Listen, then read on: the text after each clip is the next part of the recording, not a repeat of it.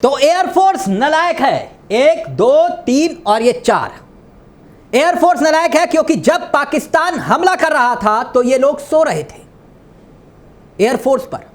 अब सवाल यह कि इतनी बेशर्मी लाते कहां से है जनाब? जी दोस्तों, मिलिए इनसे। ये हैं रणवीर पठानिया, बीजेपी के नए स्टार प्रचारक। जनाब विजय शाह, देवड़ा और जांगड़ा के बयानों की कामयाबी के बाद इनके बयान सुर्खियां बन रहे हैं। एक कहते थे कर्नल सूफिया कुरैशी को आतंकियों की बहन, एक सेना को पीएम मोदी के चरणों में नतमस्तक कर चुके हैं। एक बीजेपी नेता उससे भी आगे निकलकर कहते हैं कि महिलाओं में वीरांगना नहीं थी, इसीलिए उनके पति गोली का शिकार हुए। मगर इस बार तो सारी सीमाएं लांघ दी गई हैं। बीजेपी के ये विधायक जिनका बयान वायरल हो रहा है, जिसमें ये देश की एयरफोर्स को नालायक कहते हैं, सुनाई दे रहे हैं नालायक कहते हुए देश की एयरफोर्स को। इनका परिचय मैं आगे आपको दूंगा। ऑपरेशन सिंदूर पर एक और शर्मनाक किस्सा आपको दिखाऊंगा और साथ ही बीजेपी नेता ऐसा क्यों बयान दे रहे हैं प्रमाण के साथ दिखाऊंगा। लेकिन पहले जरा इस बेशर्मी पर उतरे विधायक जी का बयान सुन लीजिए। क्या कह रहे हैं बीजेपी के ये होनहार विधायक? 1, 2, 3 और ये चौथा प्रमाण देखिए जरा। ऑपरेशन सिंदूर के दौरान सबके ध्यान में एयरफोर्स स्टेशन में क्या हुआ? नालायकी होगी इनकी, सोए होंगे ये लोग, हमारा तो कोई कसूर नहीं है। हम लोगों ने तो अपने पलकों में बिठा के इनको यहाँ बिठा। तो ये है दोस्तों जम्मू कश्मीर के उधमपुर से भारतीय जनता पार्टी के विधायक रणबीर सिंह। जी, रणबीर सिंह, जिनका भारतीय सेना पर दिया गया बयान सोशल मीडिया पर वायरल हो रहा है। वीडियो में दावा यह किया जा रहा है कि विधायक रणबीर सिंह पठानिया ऑपरेशन सिंदूर पर सवाल खड़े करते हुए भारतीय सेना का अपमान तक कर रहे हैं। मगर दोस्तों, सवाल मेरा आपसे यह कि आखिरकार इतनी हिम्मत, इतनी बेशर्मी इन नेताओं में आ कहां से रही है?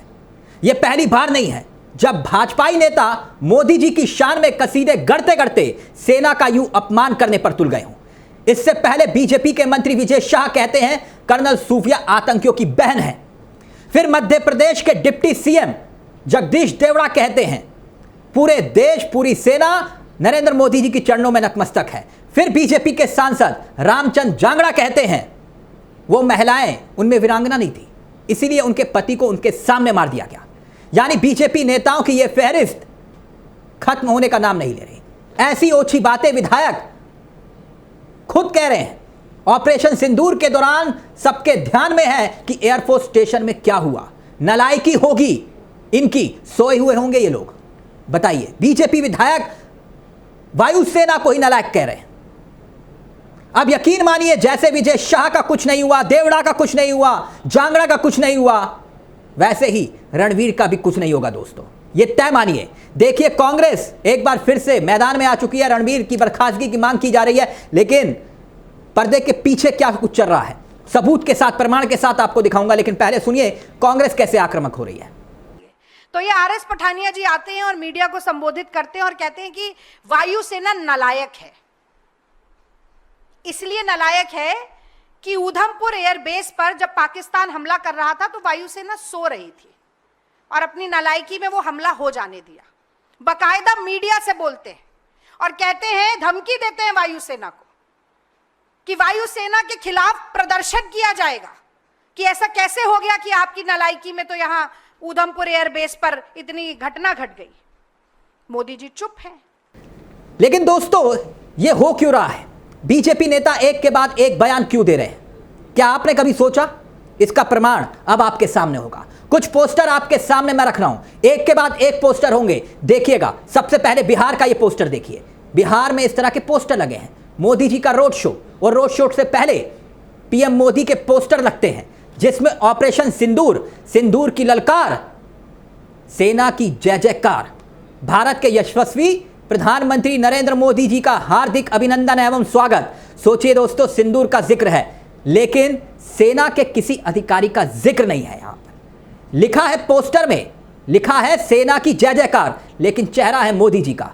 अब दोस्तों, होता क्या है, कई बार किसी चीज की अति होती है और वो अति होने के बाद बैकफायर करती है। देखिए, ट्रेन की टिकट पर ऑपरेशन सिंदूर के साथ मोदी जी की फोटो, तमाम बड़े बड़े होर्डिंग्स में, पोस्टर में, बैनर पर, हर पेट्रोल पंप पर, देश के हर प्रांत पर, हर जिले पर, हर नुक्कड़ पर, हर गली पर, हर मोहल्ले में ऐसे बड़े बड़े होर्डिंग्स लगाकर ऑपरेशन सिंदूर के साथ मोदी जी की फोटो लगाई जा रही है। मोदी जी खुश हैं।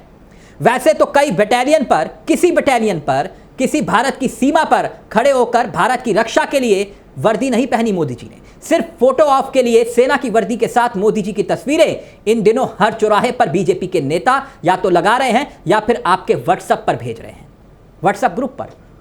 अब यह सब कुछ सामान्य नहीं है दोस्तों। यहां पर कहीं आपने विंग कमांडर विमिका सिंह की फोटो देखी? नहीं ना।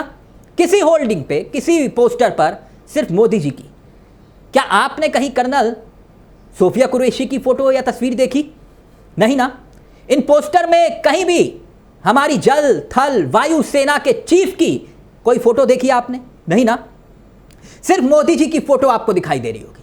मगर बात अब यहीं खत्म नहीं होती दोस्तों, क्योंकि बात तो अब घर घर सिंदूर पहुंचाने तक आ चुकी है। दोस्तों, ऑपरेशन सिंदूर, मेरा सवाल है आपसे, ऑपरेशन सिंदूर उसका एक अलग फीलिंग थी। औरतों की मांग का सिंदूर छीन लिया गया था आतंकियों की तरफ से। यानी जो खुलेआम पॉलिटिक्स हो रही है, कहीं ऐसा तो नहीं है कि यह पॉलिटिक्स बीजेपी को उल्टी पड़ती हुई दिखाई दे रही है?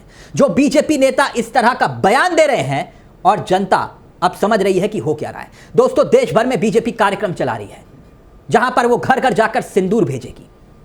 जैसे कि आप जानते हैं कि देश के प्रधानमंत्री इन दिनों फुल फॉर्म में है, रोज रैली, रोड शो कर रहे हैं। ऑपरेशन सिंदूर का राजनीतिकरण हो रहा है और इस हद तक हो रहा है कि घर घर तक सिंदूर पहुंचाने की तैयारी हो रही है। जानते क्यों? ताकि जब बीजेपी आरएसएस के लोग सिंदूर लेकर आपके घर पहुंचेंगे तो यह सवाल गुम हो जाएगा कि किसकी चूक से पहलगाम में इतनी महिलाओं की मांग सुनी हुई। किसकी चूक थी और इस चूक का जिम्मेदार कौन है? यह सवाल गुम हो जाएगा। क्यों आखिरकार जिसने चूक की उसका इस्तीफा क्यों नहीं हुआ? यह सवाल गुम हो जाएगा।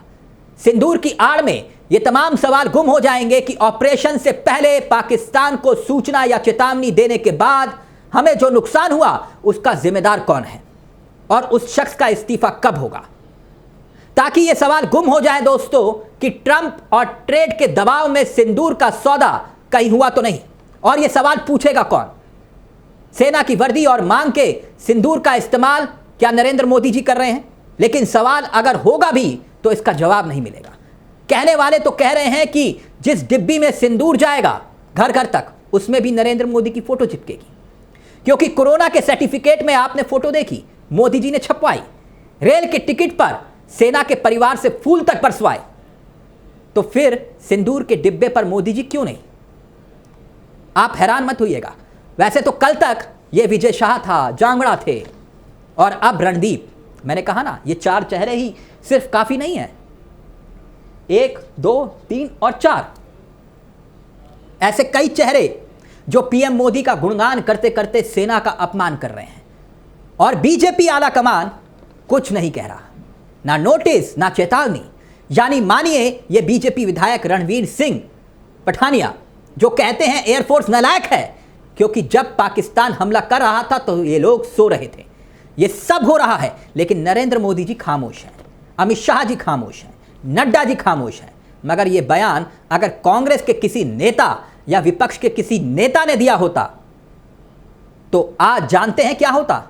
आप तो जानते ही हैं, देश में कोहराम होता, प्राइम टाइम की डिबेट्स होती, विपक्ष के नेताओं को खलनायक साबित कर दिया गया होता, देशद्रोही का तमगा मिल गया होता। मगर यहां सिर्फ चुप्पी है, खामोशी है। बात ऑपरेशन सिंदूर के राजनीतिकरण की है। तो इसलिए दोस्तों मैंने कहा कि यह महज इत्तेफाक नहीं है। अभी रुकिए, ये सिर्फ 4 बयान नहीं, अभी नेताओं की फहरिस्त और बढ़ेगी। वजह सिर्फ एक, ऑपरेशन सिंदूर का राजनीतिकरण। दोस्तों ये खबर आपको कैसे लगी हमें कमेंट बॉक्स में जरूर बताइएगा। आपकी सोच, आपका नजरिया इस खबर को लेकर क्या है हमें जरूर बताइएगा। और अगर आपने इस चैनल को सब्सक्राइब नहीं किया तो मेरी दरख्वास्त है आपसे कि प्लीज इसे सब्सक्राइब कर लीजिएगा, क्योंकि यहां कलम गुलाम नहीं है। नमस्कार, जय हिंद, जय भारत।